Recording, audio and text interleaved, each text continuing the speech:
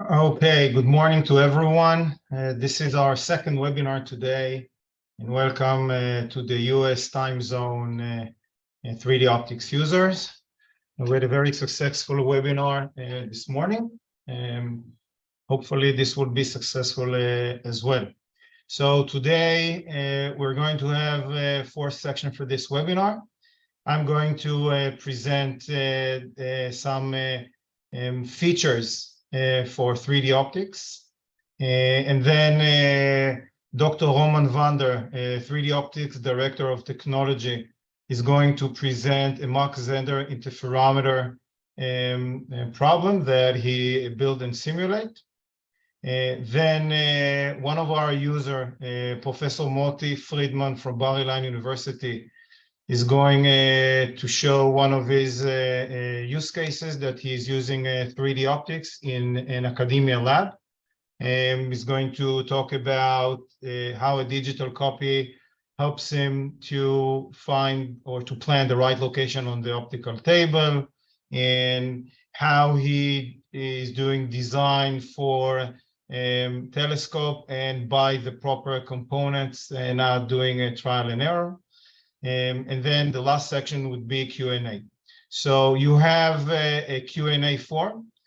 So feel free while we are talking to write any questions that you have, and we will try to answer them while we present or during the Q&A section.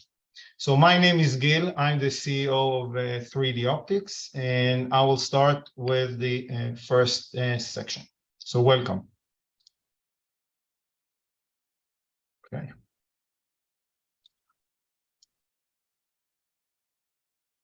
Okay, so when you open 3D Optics, you get this, what we call a wake-up screen. You can see all your setups. So typically when you open a new design, I would like to emphasize a few important things. So this is the new design form. It is very important to provide a real name that would have a right description. It will help you to discover it, and if you are a free user and it's going to be populated to our open community, the warehouse, where all the user can find the design. So it's important that we can index that. So I will go webinar first take. So it's very, very important. And then I can choose one of the labels. It's pick general, and then description is also important. Again, this is for discovery for you and for your colleagues, because our warehouse, the first optical design community, is starting to become very popular, and there are a lot of setups over there. So if you will put a good name, it will be indexed, and then you will be able to find your setups or other setups and use them as a starting point, and I'll show you that later on. In this form, you can go public or private. Keep in mind that all our free users have just the public option, so it's a green button. All our premium user, the default is private. So one last thing about this form, if you want to associate it and to put more metadata within a publication, so you have that option as well. So let's create the first design. So in 3D optics, there are four main sections. This is the 3D layout view, where you can actually see all your design. On the left side, there are objects that you can drag to the canvas. This is your favorite. There are all the mounts. We have about 100 mounts from Thor Labs that are already assembled, and you can use them and drag them. So let's just, pick one of them and put them in the canvas. On the bottom side, this is what we call, this is where you will see all of the CAD assemblies and the CAD references. So this is here on the bottom side. On the top are all the tools. And on the right side, if you select an element, you would see an emerging toolbars with more options. So let's start. Delete this. So let's start with adding an optical element. So there are three main components of each and every design: an optical element, a light source, and a detector. All of them can be added by placing your mouse in the 3D layout view. right click, and then you get the add menu. So we'd add an optical element. So this is the optical element portal. We have more than 46,000 optical elements from many leading vendors. So let's pick up and start with a lens. So you can filter them on the left side. Let's pick up a lens. So you see that it is now being filtered. And then let's pick up a plano-convex. So you will see that we'll get plano-convex lenses. Let's pick one of the brands. I would pick Edmond Optics for this case. And then I would take a diameter. I would put here 25 millimeters. By the way, you can change that to inch here at the top and not work with millimeter if you prefer inch. Okay, then I would pick one of them. Let's pick 200 millimeters.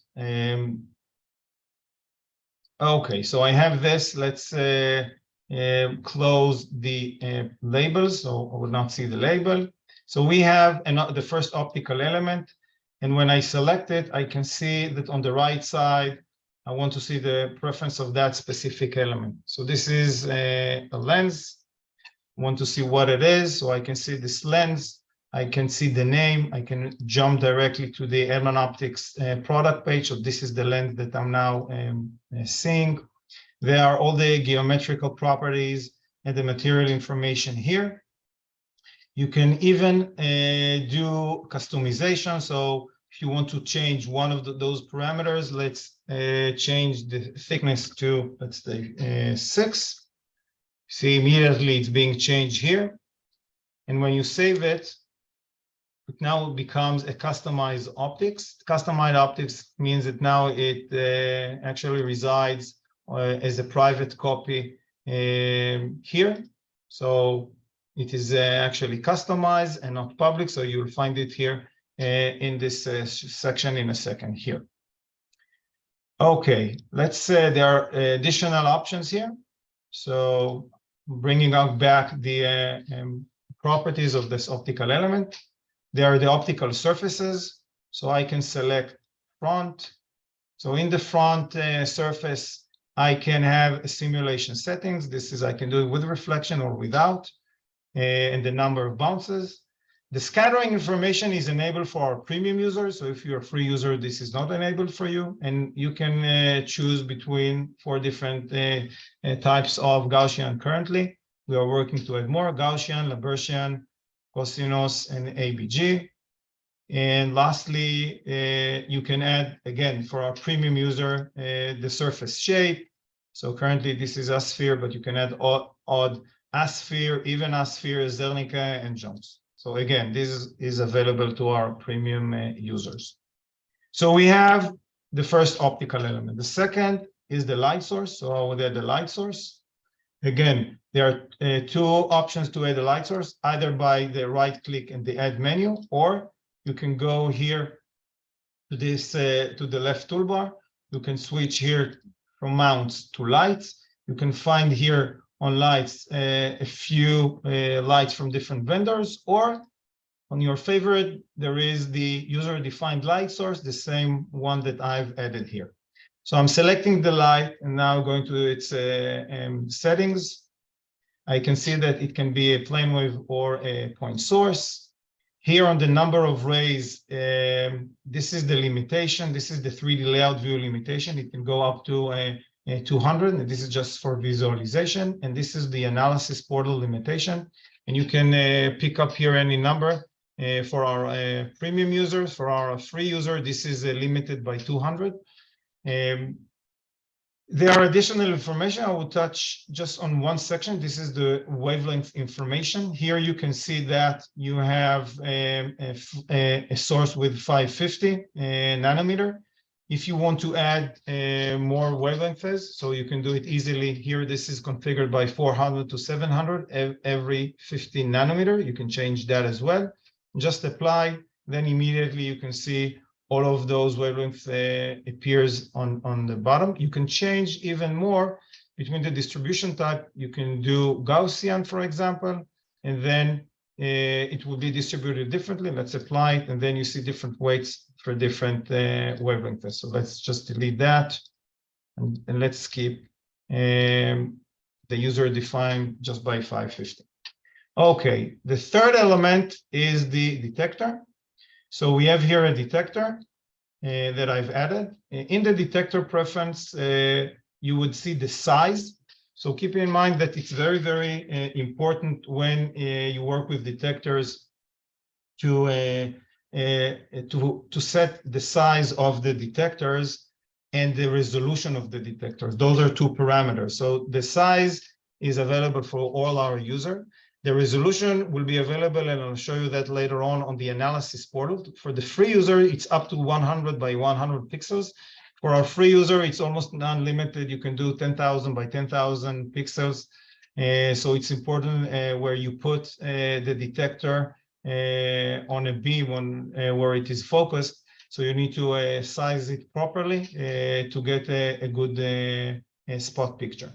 You can also play with the transparency here of the detector, and then you would see what is the back. If you would look closer, you can see your front surface, and you turn it, you can see here, this is the back surface. Okay, so now we located those elements, and now we want to locate them properly. So in this new version, we added a very robust coordinate system. So once you select an item, there is the move rotate option on the right toolbar. So when you open this, I will pin it. What we will do, we would start and placing those objects. So I would place this with a reference to the global coordinate system. And you can see a dotted line to the global coordinate system here. By the way, if you want to have a different view here, there is a camera view. There are a few views here, or even 4 panes, and you can see the views. This is the left top one is the one that is moving. Double click, you'll get back to this view. So we have height 100 millimeter, the source. The second element will take the lens, and we want to move it to the proper location, but I would like to move it with a reference to the source. So what I would do, I would select it. So now the move rotate is related to the optical element. I would select this button reference, and then I would see all the coordinate system that is available to be referenced to. So I will take the source. So now you see a dotted line to the source. I would reset now, and you would see that the lens now is laying on the source coordinate system. And then on the Z-axis, I would move it 100 millimeter away from the source. Third element is the detector. I would select it, and now I want to reference the detector to a certain location. In order to understand where it should be located, what I will do, I would select the optical element, close this, do back here, sorry. And then I would want to use one of our basic calculators. Let's do preference, and I would see that for this length, the back focal length is 196. And this is something that is being calculated automatically if you even do changes and customization. So what I will do, I will take back the detector. I would open the move rotate. I would reference it to the optical element. I would reset it, and I would put it in -196. So now it is exactly located where I want it to be, and I'm ready to run simulation. So now I would run simulation, and in a few seconds, you would see that the beam is actually being processed and populated, and then the focus will be on spot. Let's even make it a bigger beam here. So let's do the radius 3, so a bigger source, run the simulation again. So you'll see that the detector is being located in the right place of the focus here. So now we have those 3 elements actually located in the proper location. And keep in mind, since I reference, for example, the detector to the lens, when I move the lens, they would move as one. Let's do back, and now it's on the right spot. Okay. So now I would like to move to a second example. This is an example of importing CAD component. So typically 3DOptix already have some native mounts that we have imported. And as I showed you before, specifically from Thorlabs. And then what we did, we created for each and every mount an assembly. So the mount has the mount, the post, and the post holder already. And when you press it, and there is another icon of a post, and you can play here and get it automatically. You will get a higher post.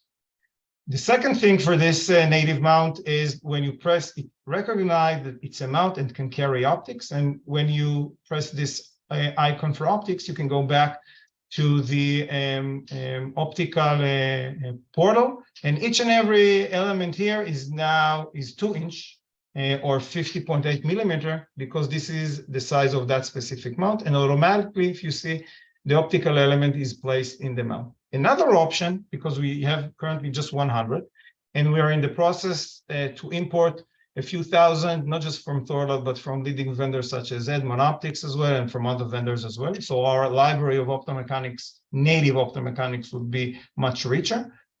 Currently, there is an option to upload any CAD component. So you can go to the vendor's website, there is a file, and you can upload CAD elements, and they would be translated and imported to the system. Keep in mind that for the free user, you are limited with the file size up to 10 mega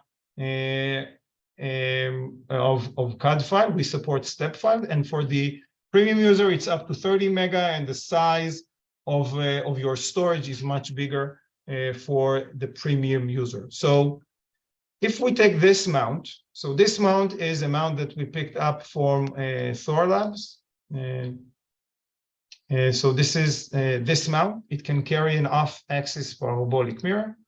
And if you can see, it can move. Let's, take it back, proper location. So if I press it, this mount, so it doesn't recognize that it can carry optics. So now it's our job to take an optics. You can upload an optics, as I've showed you before, and just locate it in the proper location. So inside, we've already did that. So we have, if I press this, I can go here, and what optics is here. So you would see that is coming from a Thorlabs, and this is an off-the-shelf optic element from a Thorlabs. Now I have here two, and if I have here a simulation, you would see that I have here a few elements, and I would like to show you how to work with CAD. So this is a CAD element that we have important. You can see that it is located here. Left side, you would go to private. So here you would find all the private CAD elements that you have been using. So I'll show you how to work with coordinate system and how to locate parts. So I would take this part, I would duplicate this, and then I would like to add here this part on this cage system on this side. So the easiest thing is to do is add a coordinate system here, and then reference this new part from this coordinate system. So this is what I do. I'm hovering over this part, and then right-click. I would get different option, and then add coordinate system. So now I need to select the location of the coordinate system. I want to locate it here. And then I would, if you see, I do it direction by face. So I would first select the Z-axis. So this is the Z-axis that I want. And then I would select the Y-axis. It's the top one. Then automatically would say, okay. And I have another coordinate system. Now I have this element that I've copied. I would do move rotate, as I showed you before. And I would reference, and now I can see this is the new coordinate system that I've added. Now you see the dotted line to this coordinate system. I would reset it and then change the Z-axis to 40. And then you would see that it is in the proper location. I can run a simulation, and then you would see that I would get maybe, one ray or two going out of that CAD element. Okay, so we have that in place The next thing that I wanted to show you is something that we are going to release next week. This is the ability to take any CAD file and create an optical element out of it. So we have already 46,000 elements, but we got a request from many users for optical elements that are not, their shape is not supported. So we developed the ability to take their CAD file. So in most of the vendors, the catalog vendors, for example, this is Edmunds, you have a step file of the optical element, and all you need to do is use our premium version in the release that will be next week. You would right click and you would get this. This is import CAD. When you open this, this is the new form. And in the new form, you would see two options. You can either upload this as an optomechanics component or for an optics. If it's an optics, you need to select what the resolution is. Okay, so I would choose high, and then I would bring the optics and it will be uploaded. Okay, and we support again step 5. So here what I have is two elements. So this is an Edmund optics element. This is the one that I've showed you before. This is the one, and this is being created by our system. And this is in black, the CAD file that I've imported before this session. And you would see that on the right side, it is showing that it recognizes it is an optical element. But when I press it on the optical properties, you would see that I cannot do changes other than the materials. I didn't mention that one of the steps when you upload an optical element from CAD, the process would ask you to tell us what is the material. You would be able to change that later on, but this is what is important. In the release next week, you will not be able to add coating to specific surfaces, but that would be released a week later.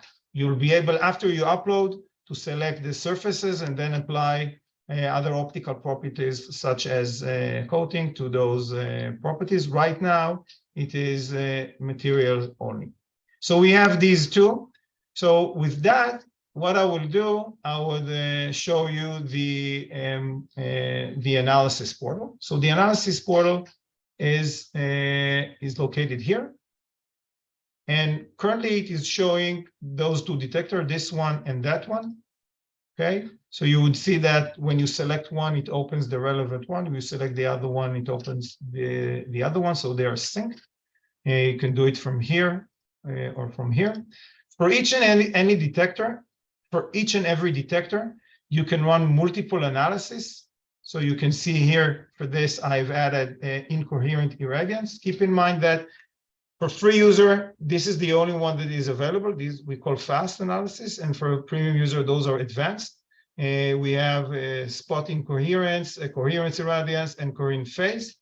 And the main difference are that for the fast analysis, you can run, if you can see, up to 200 rays. And for the advanced ones, you can run any numbers of rays per source.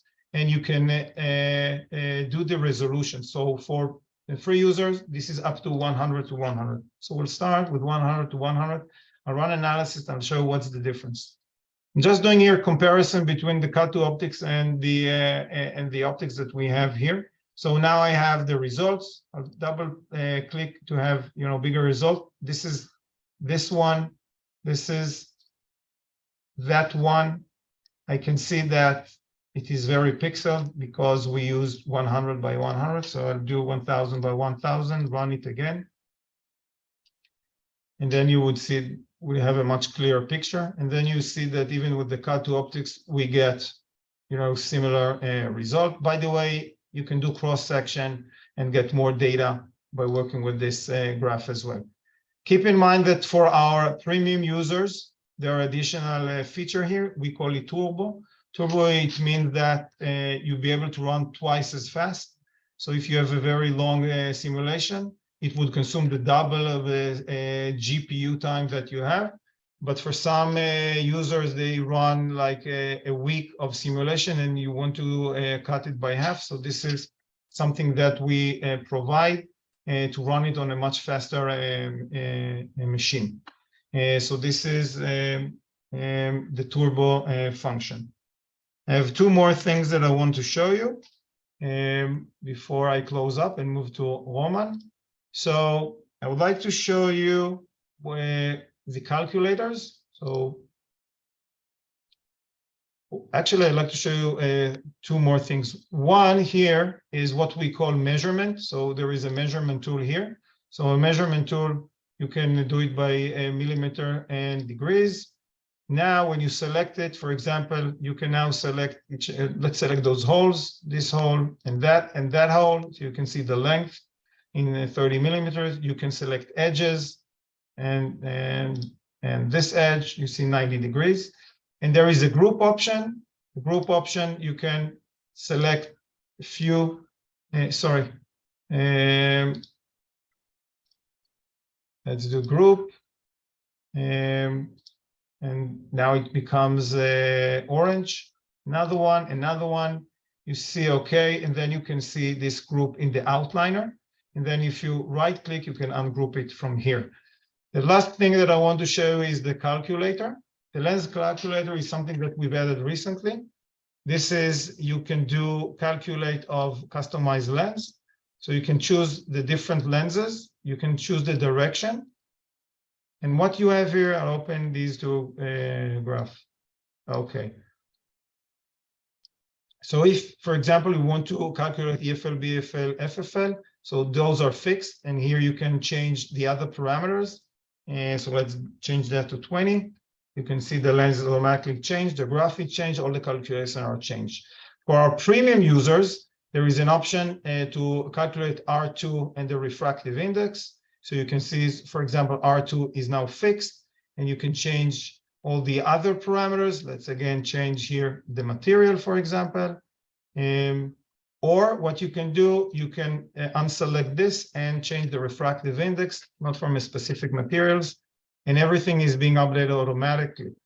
Here on the graph, you can change the y-axis and the x-axis as well to look whatever you are looking for. Okay, so these are the calculator. The last thing that I wanted to show you is the 3DOptix warehouse. The 3DOptix warehouse is where our free user optical designs are being uploaded. So it's being accessed via our website. So you can go over here, warehouse, you can see here all the free user designs. The premium users, the default is private, but they can change their file to public as well. So if you can select one of those designs and you want to use that as a starting point, you would see that you would get this page. You would see here, this is the design, who made it. And then you can log in to copy. Once you're logging in, you would be able to press this button. It would change to copy and edit. And then it would be copied automatically to your private directory, and you can use that as a starting point. So this is why I asked you to write a name and a description for those designs, because it's important for the community to be able to discover those designs and use, and other can use them. Okay, so I'm done with my part. Roman, this is your next. Yeah, thank you, Gil. Thank you, everyone, for joining us. So I'll be talking regarding Mach-Zehnder interferometer. So why Mach-Zehnder? Why interferometer in general? So interferometer is a well-known physical phenomenon, and Mach-Zehnder is a popular interferometer, widely used because of ease of alignment and wide separation of its arms. So big test samples can be inserted. Of course, non-sequential approach is needed in order to simulate interferometer, and we are non-sequential ray tracing software. Should be easy and intuitive to create and align. I would like to present you with some nice advanced analysis features, and I hope that the results that you will see will be easy to interpret. So just briefly, what you will see, I will talk a bit regarding the parameters of the light sources. I'll show you how to customize the elements, how to move and rotate them, how to use detectors. Of course, the analysis we'll talk about, and then we'll dig to interferometer, how to align, how is the fringe orientation and frequency is controlled. What is the difference between two interferometer axes?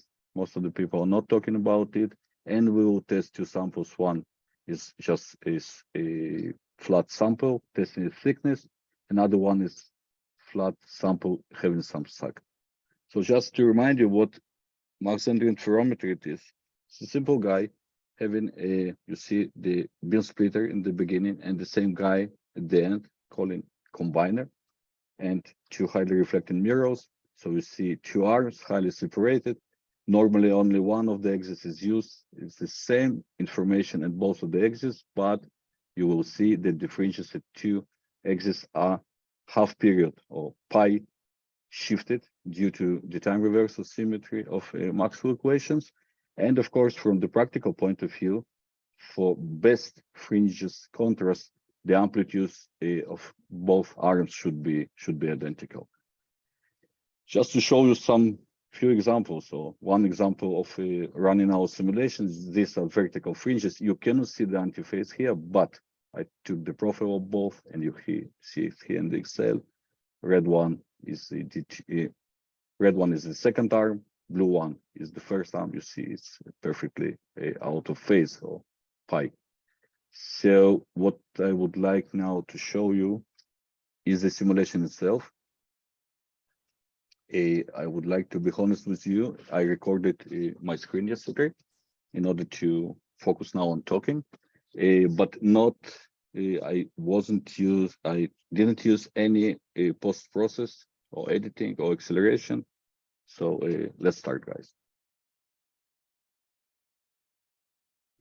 Okay, I select the light source on the same setup I showed you a few seconds before. Okay, I can go to its information. I can change its name, show its label on the layout, eliminate it. Now I show its location. It is connected to the global coordinate system, as you see. I can change it here. I can also show the relation of every element here. They are all connected here, in this case, to the global coordinate system. Now let's show the parameters set. So this one is a plane wave. I'm using the parameter. It's very good for it. Here you see the number of rays Gil mentioned. For the layout, I use 30. And this is the radius 5 millimeters of my incoming beam. This is the wavelength. I use 550, but you can manually add, change the ways, or go to one of the profiles. For example, this is top it, steps of 50 nanometers, equally weights, but you can change it again. You can do Gaussian if you want, centered at 550. You can change the peak, the width of the Gaussian, the same for black body. You can change the temperature, everything. And now I want to go back to the user defined 550. So I just erase not needed wavelengths. Okay, and here's the power of 1 watt. Now let us see how to customize.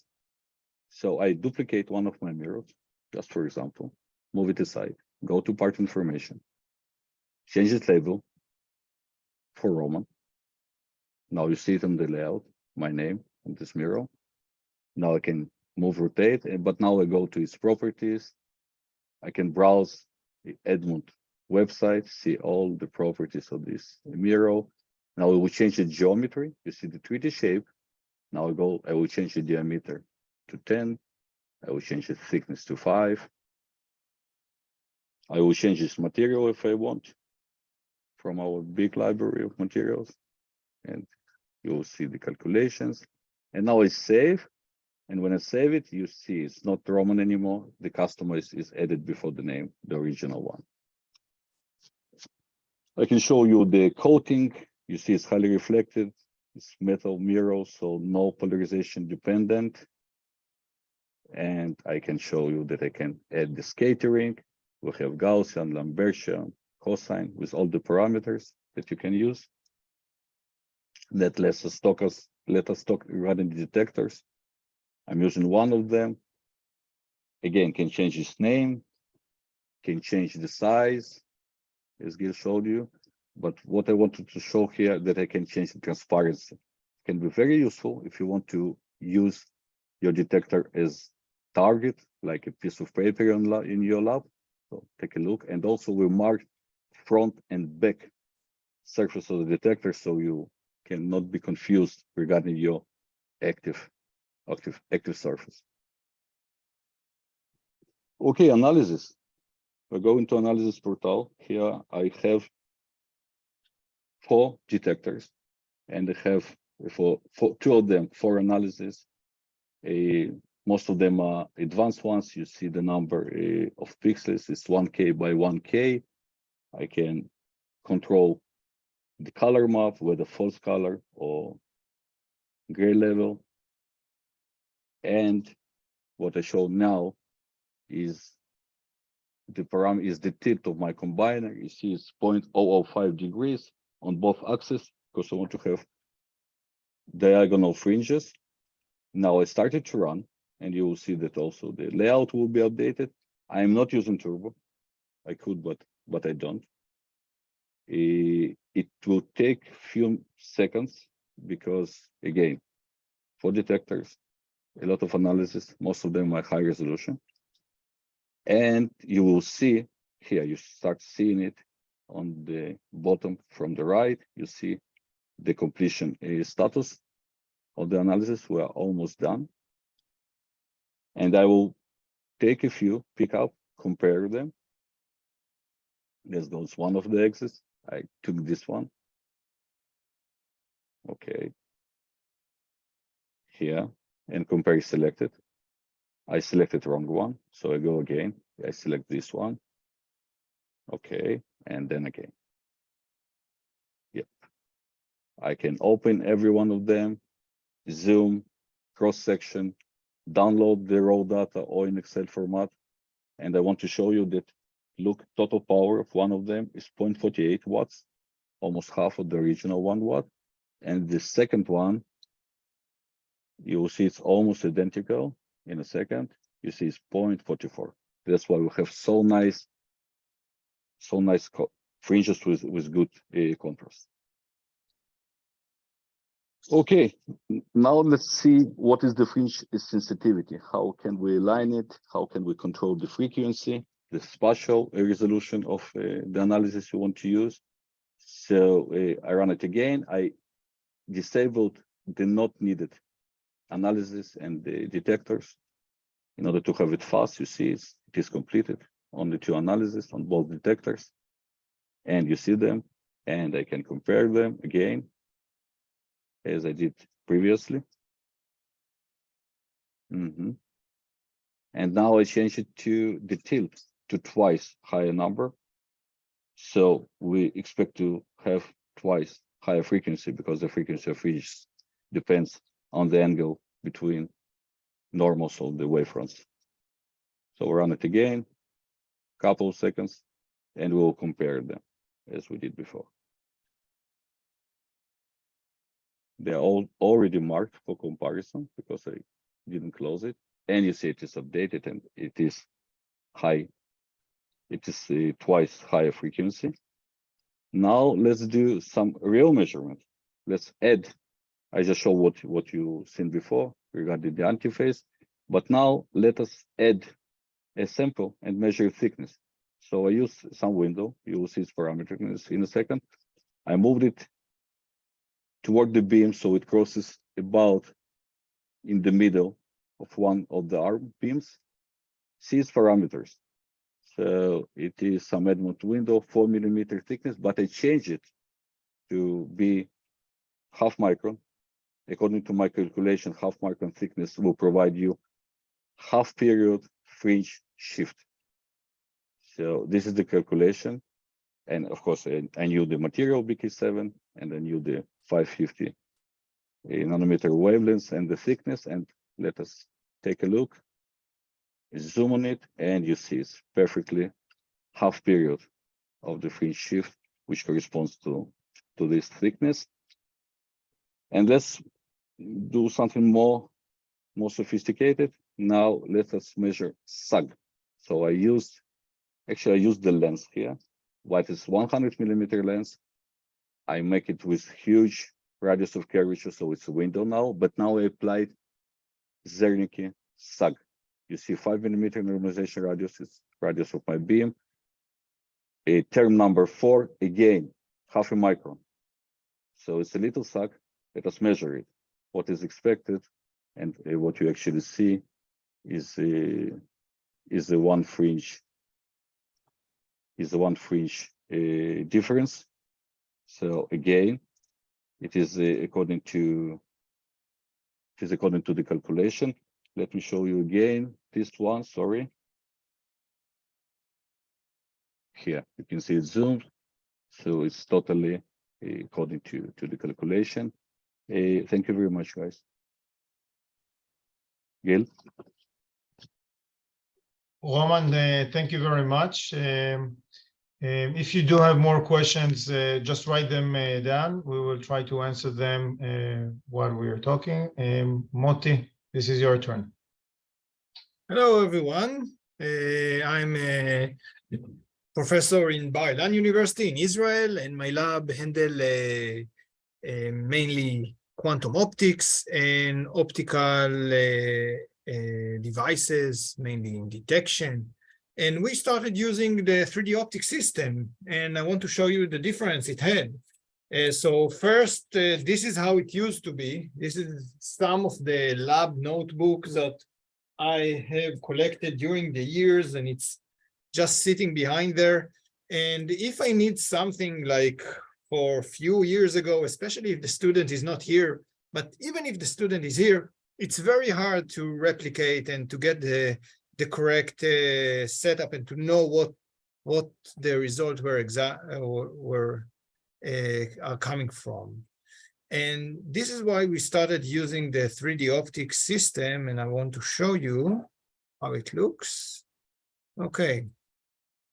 So now we are using a digital twin for every setup that we are doing. Everything is first being done in the 3DOptix, and we have this system. And here the system is built from components that we already have in our lab, so we didn't have to order anything. And even though we still put it first on the optical table in the program, in the 3DOptix system, and then when the student is going and need to build it, the students know already from the first component that there will be enough space for what we are building here, especially if there are other setups on the same table. And in this case, it was specifically important because we don't want any residual light to go into the detector. So we had to calculate here all the reflections, all the refractions, all the different orders of we have a grating diffractions, all the different order to make sure that none of the beam is heading toward our elements. And this is how we knew exactly where to put the beam blockers, and we didn't have to isolate the setup completely. And this is also something that we couldn't have obtained just with an IR card viewer, even IR viewer. It cannot be as sensitive as what we need to for these single photon detections that we have here. And this is the first thing that we have here. So setuping it is much easier. We know exactly how it's going to be on the table. And also after taking the results, we download the setup. We have here download the setup. And then when we download the setup, we have the file with the result. And if like a few days later, the student need to change one of the component, replace it, or taking a different, slightly different experiment, all the students need to do is just change it here and download the file, and you don't need to write everything in the the notebook, and then things go, sometimes they are too lazy and they just write what they change, and then it's very hard to follow. With this, we know exactly what they are doing. We know exactly what they are taking the experiments and how the results are getting. And hopefully, when we'll need this in a few months or a few years, it will be very easy for us to retrieve the results and to understand each setup. Sometimes it's especially important when you have like few papers that are out, and a year after you get a response for the paper and people asking you stuff about how do you did the experiment, and hopefully we'll be able even to send them the OPT file, and immediately they will see the experimental setups that we used. Maybe we'll even put it in attached to papers. I don't know. We need to think about it, but this is a possibility. And the second part is whenever student is abroad and working in student program, it's also easy to use this setup to work with the student and to help him to understand stuff. We can put here, we can put labels on the different parts, and when we are talking about a specific part, we know exactly what we are talking about. So it's also easy to follow and to analyze if there is problem in a specific setup. We can work together even though we are in different countries. So this is one important aspect of this system, and this is only with components that are already in the lab. If we want to use a different component, we might think about purchasing a new component. First, we can check it very easily in the setup, and it's much faster than ordering a component, waiting for it to arrive and realizing that it's not fully suitable, or even working with a ruler and trying to understand if it can go into our setup or not. The second thing that we have is actually choosing the correct component. Here we have a setup that we actually build a nice telescope in the lab, and we had to use a specific type of beam splitters and lenses here. And first we try lenses that are already off the shelf, and then we realize that we need a new type of lens that we cannot get, and we use this setup to design the correct lens that we need. And after we saw that we get the correct aberrations and the correct focusing parameters, then we could order this lens, and we knew that this lens will work correctly. And this is also made possible thanks to the ability to measure many beams and not just few beams. And this way we could see also the aberrations, the spherical aberrations and the coma aberrations, and to analyze all the aberrations in the system, and then to compensate them with this specific lens. So it saves time, it helps us to order the correct parts, it helps us to follow different setups and to follow different experiments at the same time. And this is why we are very happy with it. Okay, thank you, Gil.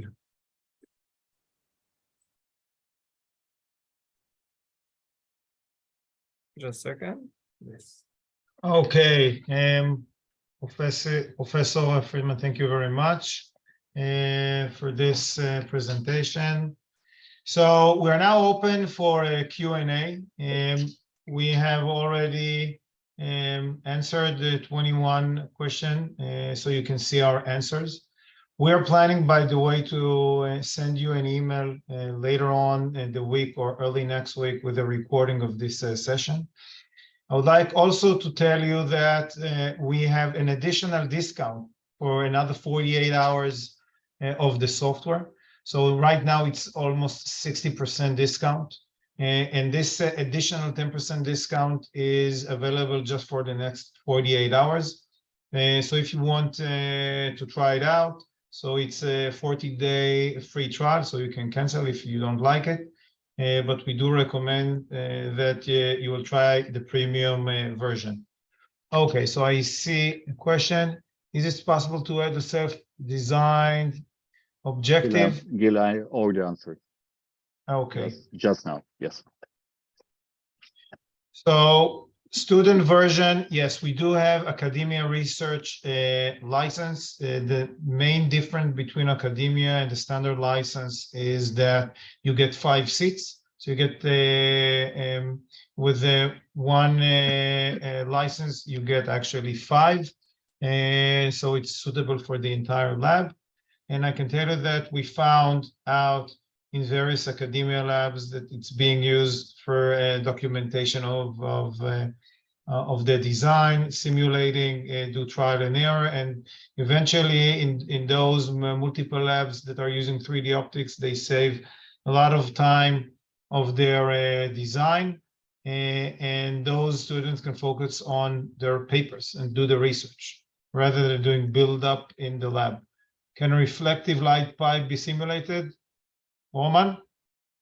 Yeah, you know the answer as well by uploading CAD if you have a step file, and then we can apply the material properties or the coating if you have one. Yeah, it will be very nice. Okay, how to get the recording. So everyone that was here on this webinar will get an email with the recording. In addition, on our YouTube channel and on our website, you will be able to find this recording as well as the recording for the previous webinar that we had this morning, but it is very similar. How would I accommodate a composite reflective optic such as a custom Schwarzschild? Is this done only with CAD, or can we define surfaces and add holes? Roman, do you want to answer that? Yeah. So in parameter way, it will be, we can manually do it, but that's why for this reason we developed the CAD version. So it's very natural to CAD. Upload your step file. This is the reason we do it. Yeah. So we got, just to add, John, so we got multiple requests from our users to support all kinds of different shapes of optical elements. And this is why we are releasing next week the feature of optical to CAD. So even if you have a free form that you can describe in a CAD, then you upload it, apply material. If you have any kind of coding, so you can apply that on the different surfaces, and then we are unlimited. So this is something that will be available next week to our premium users. Okay. Any more questions, guys? Is it possible to show, hide, toggle the optomechanics? So it is possible to hide and show the post and the post holders. Currently, it is not possible to show, hide the optomechanics. But if you do have, by the way, any suggestions, requests for features, so that would be a good place. You can either send us an email to info@3doptix.com and we would look at it, of course. What we are promoting very seriously is community. So this is why we have launched this warehouse. This is the first optical community. So do use that, find good starting point. And people are doing amazing things. Just I wanted to show you, you talked about a digital copy, just to show the audience here what I'm talking about when I'm saying a digital copy. This is a lot of elements that one of our engineers actually built. This is a DIY microscope from Thorlab. There are a lot of components, CAD components, and it's very easy to work with this system. So just to give you a glimpse of that. So I have more questions. Is there a more detailed video of importing CAD from Thorlabs? So this is very intuitive. You just go to any website from Thorlabs or Edmund or any other vendor, download the step file. In our system, just go to File, Upload, or right-click on the canvas as I showed earlier, and there is one form to select a file that you have on your computer. That would be a step file. If it's optics, just select that it's optics. If it's mechanic, it's mechanic, upload, and boom, it's there. So it's very intuitive. We are now in the process of adding a lot of more very short, up to 30-second, 1 minute video tutorials. They would be available on our website as well. Currently, we have a basic tutorial of 5 minutes that is going over the main feature, but we will add that as well, and that would cover the CAD uploading CAD as well. Can microlenses array be simulated? Are these catalog MLAs? So currently we don't. Yes, Roman? I would like to take it, please. Sure. So there are two, thank you, Gil. There are two ways of doing it. Currently, what Gil mentioned to say, you can upload the CAD if you have a step file, and it will be simulated with high precision if you select a high resolution. The other way that will be related shortly, you can create a single lens, and then we have a feature, we will be having a feature on the next release of creating array of everything. You create the light source, you can create the array of it. You create one single lens, you can create the array of it. It can be 100 by 100. So this one is already available by CAD. Second one will be released in a month. Yeah. Okay, I have been using the software, but it is observed that the free account is having limited component. So in terms of component, that is not true. We have the same number of components if you're talking about optical components. So the 46,000 optical components exist in the free version and the premium version. And as I showed you, just right click on the 3D layout view, add optical element, and then in the search portal, you will have this 46,000. In terms of optomechanics, it's not true as well. The 100 native optomechanics that I've showed you are available in the premium and in the free version. If you have a problem with that, what I suggest is you look at our video clip, the 5 minutes on our website, the tutorial. It is showing and explaining about the free version. So it will be very easy for you. And if that will not work for you, just send us another email and we will, our support team will answer in a detailed fashion how to add that. Okay. Is it possible to get free access with full component? So as I answered, you have the full component usage on the free version. And the premium feature that I mentioned, for the number of rays, the detector resolution, the option to upload CAD to optics, the option to upload bigger files on CAD, and using the calculators, the specific features, all are premium, not in terms of components. So components are there for the free version, and we encourage the community to use as many components because I think that would create richness in the design. And then all the community would enjoy those starting points that you can find on our warehouse. Do you provide any subscription for Institute? The answer is yes. For academia, we do provide that. This is what I said. Academia, you get 5 licenses in the price of 1. So you need to be part of an academia, university, college. So this is, you need to send us an email. We will verify that. And you would get 5 seats. If it is another institute, let's talk directly. I want to understand if it's an enterprise.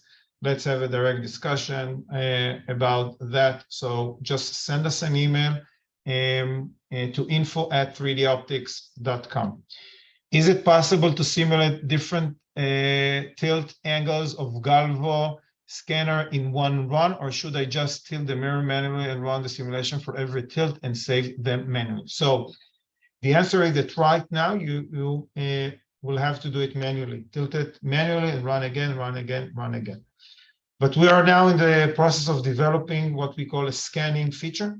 So you will have an optical element that you can define a range and the delta that this element is moving. And you would be able to run a complete scanning or a scanning head capability, and then all your results will be accumulated under one run. So that would be available, I would say, rather in about 2, 3, or 4 months this year. So Paul, you send me an email. I don't know if you have any specific question. I don't know if, send us an email to info@3doptix.com, and I will provide the information. I'm getting an answer about grating, a question about grating. We don't have right now for more demo, but we do support grating. There is a nice video clip how we use grating at the Bragg equation. So if you're looking to do grating, that is a very nice feature, and this is available for free users as well. You can find on our warehouse stretchers and other sub-design that are using gratings. Okay, so yeah, I got you, Paul. So I think we are running out of time, and I would like to thank the audience. I would like to encourage you to use the software, do designs for the warehouse so the community can see that. We are going to invest a lot more in that. You have an additional discount for the next 48 hours, so use that discount. So right now it is $800 for a year for the premium version. So this is very, very low price, as the original price is $2,000 if you compare this platform to any other platform. It's a very good price. So thank you very much, and we'll see you again in the next webinar. Thank you, guys.